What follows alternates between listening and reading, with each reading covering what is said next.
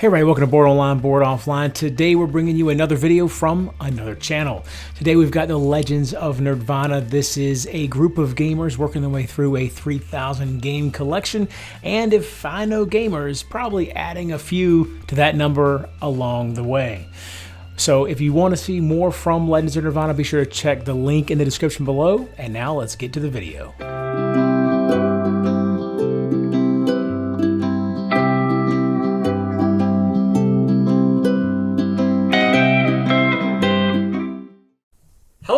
We are here to review today's Sorcerer City.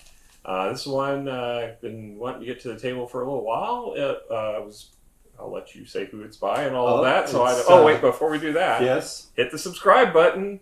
Make sure you follow along as we go through our massive collection of games and get through all 3,000 of them. We're going to get a review for each one. Subscribe, notification bell, comments. We welcome all of it. Yep. Love to have you along for the ride.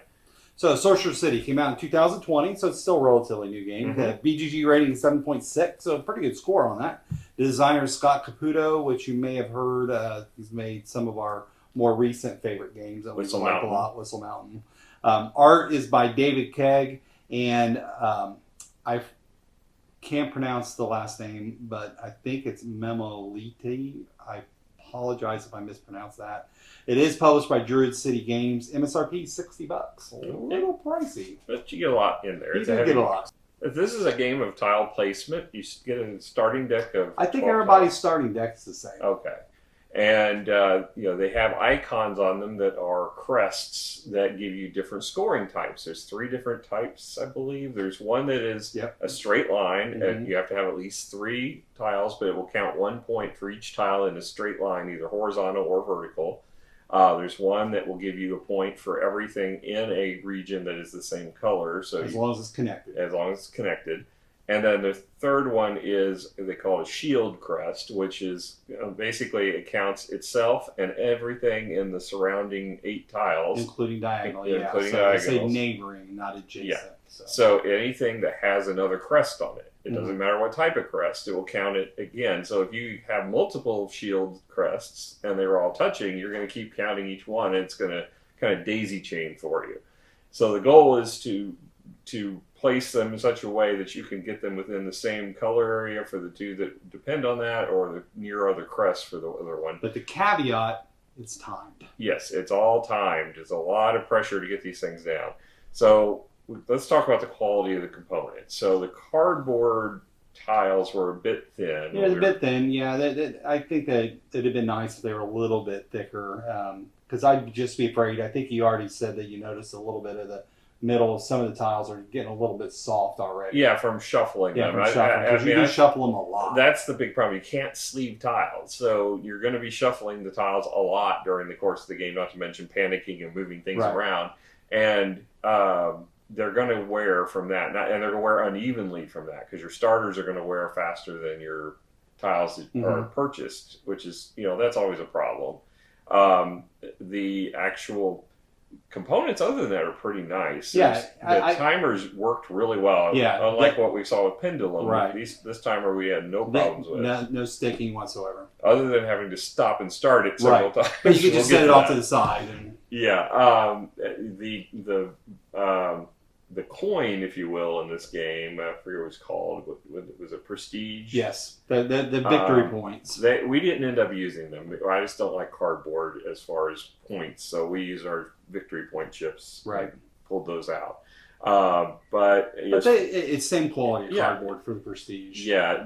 I think the claim to that we really like the insert, except for one part of it. Yeah, so the insert was really well done. I really give kudos to Scott Capito for the design of that, where he put the tiles in such a way, and with a plastic around it, that everything is held in place. And it's organized really well, so setup and takedown wasn't too bad. So the only real problem with the box insert is it stores everything really well. It puts everything into its place and keeps it there. The problem is when you try to put the top on, all the cardboard is basically pushed out from. It's not contained. The sides of the cardboard aren't contained, so the lid or the thing that goes over the top of that part can hit the cardboard. and then it knocks it out. It makes it jostles difficult to everything slide about, in. and you have to kind of reach your fingers in and try to push them all back in place. And while you're doing that, they're getting off on the other side. So it's kind of a chore just to get that lid back on. But, and that I never did that myself, but it did look like a pain in the butt. But really, other than that, the insert's really cool. Yeah, it's one of the better storage mechanisms I've seen in a game. So I'm pretty impressed with that.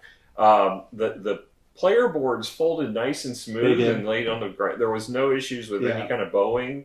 Everything about the cards had a really nice texture to them.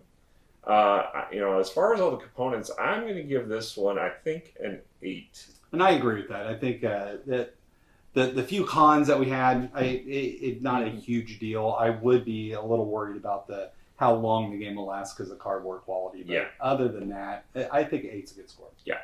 As far as theme, I mean, I love the Sorcerer theme, and you're building this city and then rebuilding it. I'm assuming you're using magic to reshift everything into different places. That's at least that's how it works in my brain. Right. The thing that kind of reminded me of like inside of Hogwarts, where the staircase is how they move around. That's what I kind of think of. Yeah. I mean, there's no pattern. It's just a color. There's no It's very abstract. So, I mean, the art, there really isn't a whole lot. Then the cards look really nice, but the art itself is just color based. Yeah. But even though we pretty are hard on games about artwork, this didn't need it. So, as a matter of fact, I enjoyed it. I liked it that way. I like the simplicity. I do think that there could be an issue with color blindness, and that's true because you didn't see a whole lot of symbology. Yeah, but I do like the colors that were chosen. Those are my favorite shades of those red, blue, green, and yellow. If you're going to use red, blue, green, and yellow, I don't like just the basic standard. I like to have it kind of a subdued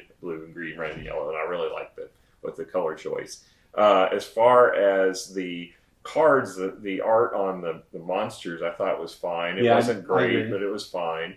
And overall, and then your character cards. So your character cards had some nice art. I like that, and it kind of it was a subtle nod to having player colors. There wasn't a whole lot. It wasn't like there were player colors per se. But each player had a different but the magic aura was kind of a little different. Color. So you had kind of a purplish, you had kind of an orangish, greenish, kind of tealish. Bluish. Yeah. So I liked how he did that with the subtle coloring. So I thought it was neat. As far as theme, I mean, apart from the art being what it is, I'm going to give it a 7 because it's not very heavy anywhere really in the theme. It does incorporate it into gameplay pretty well. Though. Yeah, that's why I went a little bit higher. I think it's 7.5, just because of the feeling it gave me. I like the feeling of the theme of it, so just a little bit higher for me. Yeah. All right. As far as the rule book, this is where it struggles a bit. So the rule book, the first time we played wrong. It wasn't specified in as you're going through the rules that you're supposed to reset your stats boards each round after you've we'll talk about that in scoring, gameplay, which we'll get to in gameplay, and that's a significant point. It's a huge point, but it was not in the book. Where it was if you played using the player cheat sheet on the back of the book in the cleanup phase, which is where you would expect it to be. There was a comment that said reset all your boards, but in the actual section for the cleanup, there was no mention of it at all. And it did come up in gameplay. The first time I played it, so some things just didn't make sense. Yeah. And so we were like, do these reset? Do they not reset? It just feels like they should. And sure enough, they do. And there were several little issues like that. That was the biggest. Right. But there was a card that mentioned covering up the icons on with certain tokens. There are no tokens. Right. So there was nothing referencing that. And then if you look in the rule book, it doesn't even mention the tokens. It tells you just to ignore those icons, basically. So it was like they maybe changed their decision as far as when they were publishing it and designing it, or forgot to change the card or something. But yeah, it's just some weird things like that happened throughout the rules. And then there was. I guess it's more of a gameplay thing, but the end game, there's some issues, I think, with the way it ends. But as far as the rules, it didn't really apply there. But it just... there were... The thing about the tracks was such a big deal. We played our second game, hands down, totally different. Yeah. So I can't give that any more than a 6. I mean, other than that, the rule book was nicely written. Yeah. It was good size font. Very it had colorful. Color. Yeah, it had a lot of good pictures. It was well designed, apart from it just left out some of the rules. I mean, and a very important one, because really the rest of the stuff is minor to me. yeah. But with that one being such a big deal, I couldn't go above a 6 either. Yeah.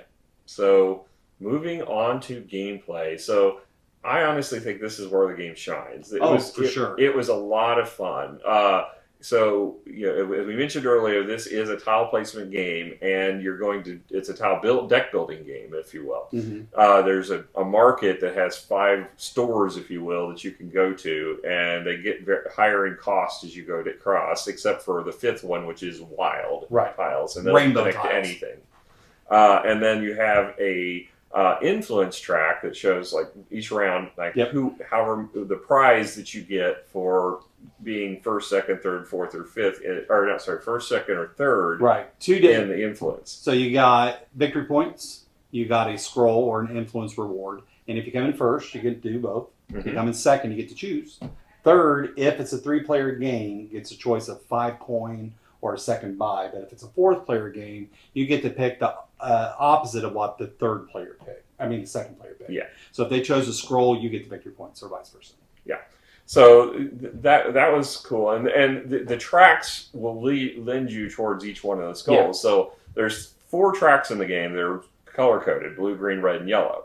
Blue is magic, and that one is basically kind of like you get the magic up front, and then you allocate it by using a card to red, yellow, or green, and you can then dump all of the points from your blue into one category, which might let you win a category and get more influence, or victory points. Right.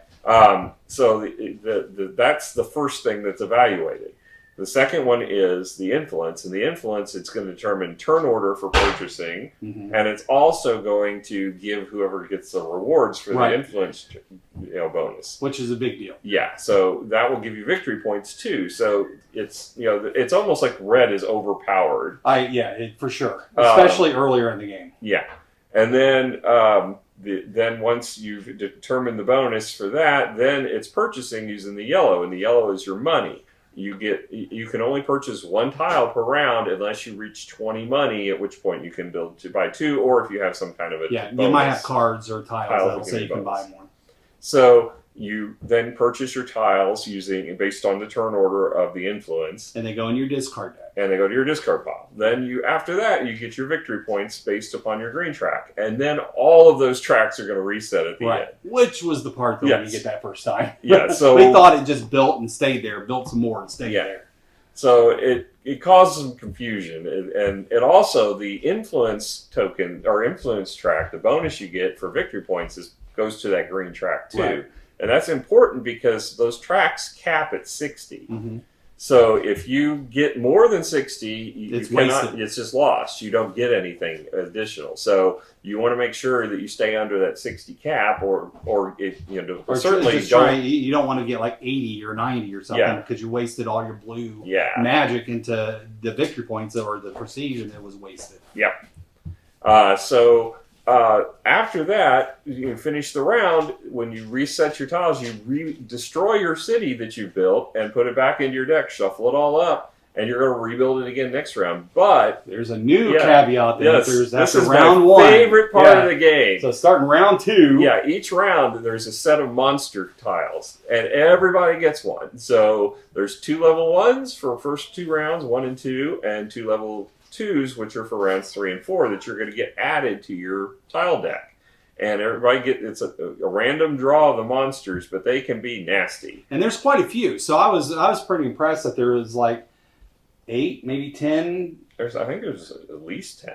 So, but for each tier, there's tier 1, tier 2. So we played at 2 different times when we had totally different monsters each time. Yeah. And I really liked the monsters the second time we played. Yeah. I thought those were really cool because they added a lot of attention to me as a player. I didn't have to really worry about other people, which that's some of the monsters do that, where you can affect other people, but they really could screw you over. Yeah. And the monsters, whenever you get them, they get shuffled into your deck, and you don't get to, you just flip them each tile one at a time, and you're playing it into your city. and it's all time. Yeah. So while you're playing, you're like, well, this one's got to connect over here for points. But then when those monsters come, then the goblin pops up. Oh crap! I have to destroy 2 yellow tiles or discard 2 yellow tiles. Yeah. Oh, now my stuff's disconnected. Yeah, and, right. Oh, it's disconnected, or if you, heaven forbid, you actually played 2 yellow bonus tiles at the beginning, and that's the last only 2 tiles you have that have yellow on it. Well, they're gone. Yep, no yellow. Or they can actually help you because there could be a monster that had a yellow on it. And, well, it lets you discard monsters too. Randy lucked out. He got to play a demon that allowed him to get rid of the 2 monsters that he played previously, and it helped you out a lot. No, I actually had 2. I had 2 kills. That's right. Yeah, and he was able to get rid of these monsters. Where I was like, oh, yeah, and so it was hurting me. That was another thing is the marketplace has tiles that can actually kill the monsters, which is really cool. So, or you can add monsters to other people. Yeah, you can hand them off and say, "Here you go." But those aren't with the tiles; those were from the card. But still, I mean, it's just that fact that you're trying to get rid of them, and someone's giving them back to you, and Miranda was not real happy that time. So yeah. Oh yeah, Scott Capito. Just to let you know, Miranda was not pleased. Yeah, she was kind of yelling. She said she loved this game, but she also had a bone to pick with you because she was getting very frustrated because of the timer and the monsters. But she loved it. She loved it. So yeah, it was a lot of fun. What was really funny was the first time we're playing, we're like, oh, this is a generous timer. I actually said that. Yeah, first round. Like first round is like we got all our tiles down. Half the time still going. We're like, oh, it's an easy timer. Yeah, and then the second round, we got those monsters and the tiles that we had acquired. And trying to get through your whole tile deck now became a challenge. And then starting like round 3, year 3, there was no way I could play all my tiles. Yeah, it was just crazy. It was like it went so fast. And I'm like, and I'm just scrambling, and tiles are flying. Right. And, I mean, it gets to be pretty stressful, but it's still fun. It was a ton of fun. So, as far as the enjoyment of this game, I can't give it less than an 8.5. I mean, I completely agree. I think 8.5 is a great score. It's a solid, fun game. But if you don't like hectic, chaotic, almost physical nature to the game, it may not be for you. But if you could just get past that, the timing part of it, I think you'll love it. Mm-hmm. Yeah, I just wish it didn't have those holes. And one of the big holes we talked about earlier, but we're going to discuss now in more detail, is the end game. Yeah, year 5. Year 5 kind of is a downer. I hate to see a really good game just come to a kind of an abrupt end. Mm-hmm. And what happened is in round 5, well, they kind of ran out of ideas of what to do with the money, it felt like. It was like, you got money, but the tiles have no victory points. What's the point of buying a tile? There's no value in the victory point or in the tiles, and that's one of the things I think there should have been. I think the tiles needed to have victory points. Either that or something for that year where the money tiles or the amount of money you got did more than just act as a tiebreaker. Yeah, it was kind of a, we had one with Maglev Metro recently we played. Where it was, we loved the game until the ending, and it kind of stalled. This one had the same problem. It was really good and really fun up until that last round, and it was like, okay, now what? I have all this stuff, and I have nothing to do with it. Yeah, it's like you got, it's all about getting the red bonus for the 25 points, and then that's it because you for don't get that year, second, third, fourth, don't get anything. No, and then the green points for victory points, and that's all. But once it's maxed out at 60, that's it. Yeah. So yeah, it felt like a downer ending to the game. So I hope that if they, and this is fairly new, right? Yeah, like I said, 2020. So yeah, so I'm hoping there's some expansions that come out that might address the end game of this, because that's really the only fault, or I would have probably given this a 9 or a 10, even. Right. Because I really enjoyed the gameplay up until that point. So that's our assessment of Sorcerer City. But overall, it's a great game. Yeah, it's still a great game. Yeah, we think you'll like it too. It's a lot of fun. It's pretty. It's abstract, which I love abstract games. So it's just got a lot of neat stuff to it. Yeah, and I love it is kind of a little chore to get the tiles separated back out, but they all have their own spot in the box, so everything puts away nicely. It's really arranged well, apart from the little snafu about putting the lid on. Right. But, I mean, all in all, it's a nice package. I agree. So, all right, well, that's our review of Sorcerer City. Hopefully you'll join us for the future. Again, hit that subscribe button. We've got plenty more to go through. Yep. Let us know what you think. Yep, let us know your thoughts on it. We'd love to hear. All right. Have a good night.